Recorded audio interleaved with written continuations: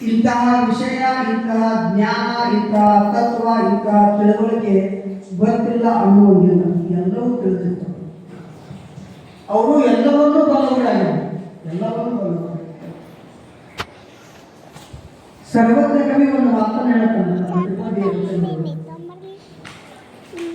ಗಾನ ವಿದ್ಯೆಯೇ ಲೇಸು ಮಾನವಂತ ಸತಿ ಲೇಸು. ಗಾನ ವಿದ್ಯೆಯೇ ಲೇಸು ಮಾನವಂತ ಸತಿ ಲೇಸು. ಸ್ವಾನುಭಾವಿಗಳ ಕಳೆಲೇಸು ಎಲ್ಲಕ್ಕೂ ದಾನಿಯೇ ಲೇಸಲ್ಲ ಸರ್ವಜ್ಞ. ದಾನಿಯೇ ಲೇಸಲ್ಲ ಸರ್ವಜ್ಞ ಕವಿ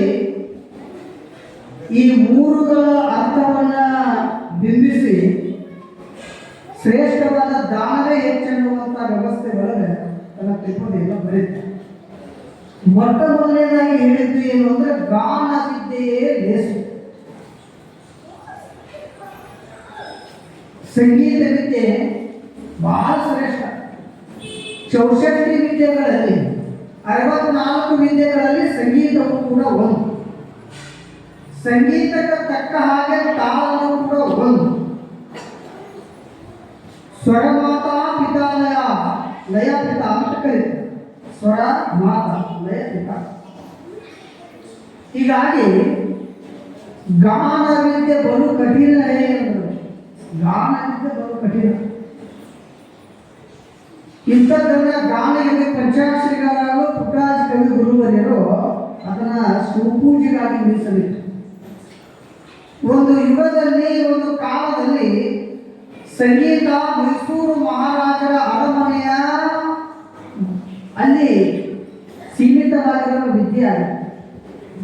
ಅದನ್ನೇ ಪಂಚಾಕ್ಷರಿಗಳಾಗುವ ಸಂಗೀತ ಅಧ್ಯಯನಗೈಯುವುದರ ಮೂಲಕವಾಗಿ ನಾಡಿನ ಉದ್ದಗಳಿಗೂ, ಹಳ್ಳಿಗಳಿಗೂ, ಗ್ರಾಮಗಳಿಗೂ, ಮನೆ ಮನೆಗಳಿಗೂ ಮುಟ್ಟಿಸುವಂಥ ವ್ಯವಸ್ಥೆಯನ್ನ ಪಂಚಾಕ್ಷರಿ ಗವಾಗಳು ಪುಟ್ಟರಾಜ ಕವಿ ಗುರುಗಳು ಮಾಡ್ತಾರೆ. ಇವರು ಇಬ್ಬರನ್ನ ತಯಾರು ಮಾಡಿರ್ತಕ್ಕಂಥವ್ರು ಯಾರಾದರೂ ಇದ್ರೆ ಅವರು ಮಹಾನಗರ ಗುರುಕುಮಾರ ಮಹಾಸ್ವಾಮಿಗಳನ್ನ ಬರೀಬಾರ್ದು. ಗಾನ ವಿದ್ಯೆಯೇ ಲೇಸು. ಇವತ್ತು ಸಿದ್ಧಾರೂಢರ ಪುರಾಣಗಳು ಗಾನ ವಿದ್ಯೆಯೇ ಕರ್ತದೆ. ಅದಕ್ಕೆ ಕರ್ತದೆ. ಇದನ್ನು ಪೀಠಿಕೆಯನ್ನಾಗಿ ತೋರಿದೆ. ಮಾನವಂತ ಸತಿ ಲೇಸು. ಮನೆಯಲ್ಲಿರುವಂತಹ ಹೆಂಡತಿ ಸತಿ ಸಹಧರ್ಮಿಣಿಯಾಗಿ ಬದುಕನ್ನು ರೂಪಿಸಿಕೊಂಡು ಮನೆಯ ಸರ್ವತಾ ಜವಾಬ್ದಾರಿಯನ್ನು ಹೊತ್ತು ಯಾವ ಪತಿಯ ಮೈದುನನ ಅಲ್ಲಿರುವ ಬಂಧು ಬಾಂಧವರನ್ನ ನಮ್ಮವರೆಂಬ ಭಾವನೆಯಲ್ಲಿ ಯಾವ ಸಹಧರ್ಮಿಣಿ ಸತಿ ಆ ಮನೆತನದ ಜವಾಬ್ದಾರಿಯನ್ನು ತಗೊಂಡು ಬರ್ತಾಳೋ ಅಂತವಳು ಬಹಳ ಶ್ರೇಷ್ಠ ಅಂತ ಕರೀತಾರೆ. ಮಾನವಂತ ಸತಿ ಗೌರವವಾಗಿರಬೇಕು. ಸ್ವಾನುಭಾವಿಗಳ ಕಲೆಲೇಸು. ಸ್ವಾನುಭಾವಿ, ಅನುಭಾವಿ ಬೇರೆ, ಅನುಭವಿ ಬೇರೆ. ಭವಿ ಬೇರೆ, ಭಾವಿ ಬೇರೆ. ಬಹಳಷ್ಟು ಜನ ಪದ ಪ್ರಯೋಗ ಮಾಡುವಾಗ ಏನೇನು ಮಾತಾಡ್ತಾರೆ, ಹಾಗೆ ಮಾತಾಡಬಾರ್ದು. ಒಂದು ಅಕ್ಷರವನ್ನು ನಾವು ಏನಾದರೂ ತಪ್ಪು ಪದ ಪ್ರಯೋಗ ಬಳಸಿದ್ವಿ ಅಂದ್ರೆ ಅದರ ಅರ್ಥನ ಬೇರೆ. ನಿಮ್ಮ ಒಂದು ಉದಾಹರಣೆ ಹೇಳ್ತಾರೆ. ಮಾತನ್ನು ಎಷ್ಟು ಮುಖ್ಯ ಇರುತ್ತಂದ್ರೆ, ಇವತ್ತು ಈ ಪುರಾಣ ಒಳಗೆ ಸುಮಾರು 200 ಜನ ಭಕ್ತರು ಆಗಮಿಸಿದ್ದಾರೆ. ಸುಮಾರು ಒಂದು ಅಂದಾಜು ಅಂತ ಅರ್ಥ ಆಗ್ತದೆ. ಈ ಪುರಾಣದಲ್ಲಿ ಇವತ್ತು ಸುಮಾರು 200 ಜನ ಬಂದಿದ್ದಾರೆ ಅಂದರೆ ಸುಮಾರು ಒಂದು ಅಂದಾಜು ಅಂತ ಅರ್ಥ ಆಗ್ತದೆ. ಇದು ಮೊದಲನೇ ಪದ ಪ್ರಯೋಗ. ಇದನ್ನ ಹೇಳುವ ರೀತಿ ಹೆಂಗಿರುತ್ತೆ, ಈ ಪುರಾಣ ಒಳಗೆ ಇವತ್ತ 200 ಜನ ಸುಮಾರು ಇದ್ದಾರೆ ಅಂತ ಹೇಳ್ತಾರೆ. ಅಲ್ಲಿನ ಪದ ವ್ಯತ್ಯಾಸ. ಅದಕ್ಕೆ ಮಾತನಾಡುವ ಪದಗಳಿಗೆ ಏನದ ಅದು ಭಾಳ ಲಕ್ಷ್ಯ ಕೊಟ್ಟು ನಾವು ಮಾತಾಡಬೇಕಾಗ್ತದೆ. ಒಬ್ಬ ಪ್ರವಚನಕಾರನಲ್ಲಿ, ಒಬ್ಬ ಭಾಷಣಕಾರನಲ್ಲಿ. ಹಾಗಾಗಿ ಸ್ವಾನುಭವಿ ಬೇರೆ, ಸ್ವಾನುಭಾವಿ ಬೇರೆ. ಸ್ವಾನುಭಾವಿಗಳ ಕಲೆಸು. ಅನುಭಾವಿಗಳು ತಮ್ಮ ತಿಳುವಳಿಕೆ ಉಳ್ಳವರು, ಜ್ಞಾನಿಗಳ ಕಲೆಲೇಸು ಅಂದ್ರೆ ಅವರ ಚೈತನ್ಯವೇ ಲೇಸು. ಈ ಮೂರಕ್ಕಿಂತಲೂ ಎಲ್ಲಕ್ಕೂ ದಾನಿಯೇ ಲೇಸು ಸರ್ವಜ್ಞ. ಇದೆಲ್ಲದಕ್ಕಿಂತ ದಾನಿ ಲೇಸು.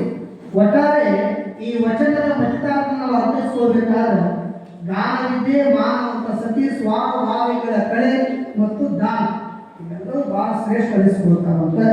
ಅದಕ್ಕೆ ಸಂಗೀತ ವಿದ್ಯೆಗೆ ಮಾರು ಹೋಗದಿರುವಂತಹ ಜೀವಿಗಳೇ ಇಲ್ಲ ಅಂತ ನಮ್ಮ ಗವಾಗ ಹಾಡ್ತಿರ್ತಾರೆ, ಇವಾಗ ತಾಳ ಹಾಕ್ತಿರ್ತೀರಿ, ತೆರೆ ದೂಗ್ತಿರ್ತೀರಿ.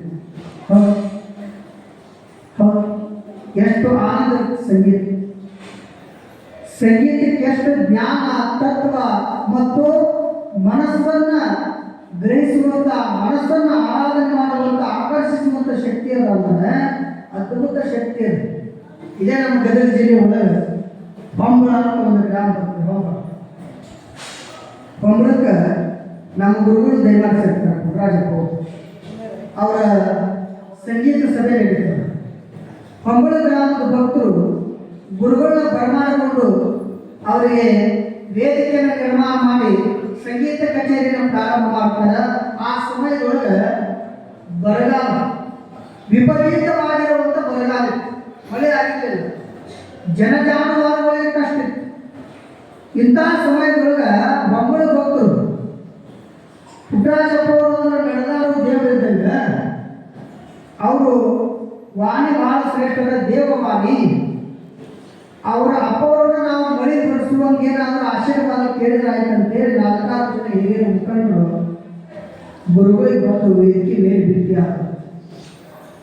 ಅಜ್ಜವರು ತಮ್ಮನ್ನು ಕರೆಸಿ ತಮಗೇನು ಭಕ್ತಿ ಮಾಡಬೇಕು, ಗ್ರಾಮ ವತಿಯಿಂದ ಭಕ್ತಿ ಮಾಡ್ತೇವೆ, ಪರಂತು ನೀವು ಈ ಊರಿಗೆ ಒಂದು ಆಶೀರ್ವಾದ ಕೊಟ್ಟು ಹೋಗಬೇಕು.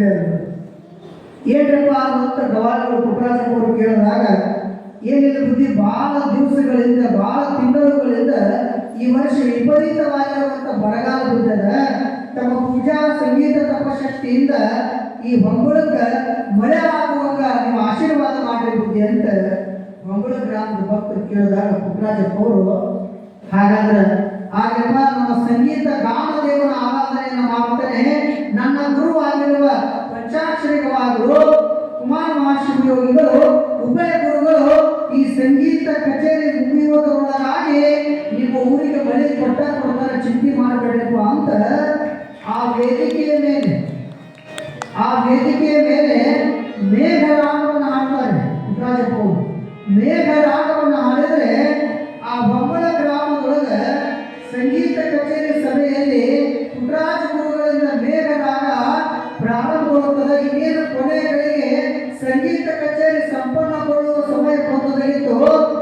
ಹೊಂಬಳದೊಳಗ ಧಾರಾಕಾರವಾಗಿರುವಂಥ ಮಳೆ ಸುರಿತದ, ಹಳ್ಳ ಕೆರೆ ಕೊಳ್ಳಗಳು ತುಂಬುತ್ತಾವ, ಎಲ್ಲರಿಗೂ ಆನಂದ ಆಗ್ತದೆ.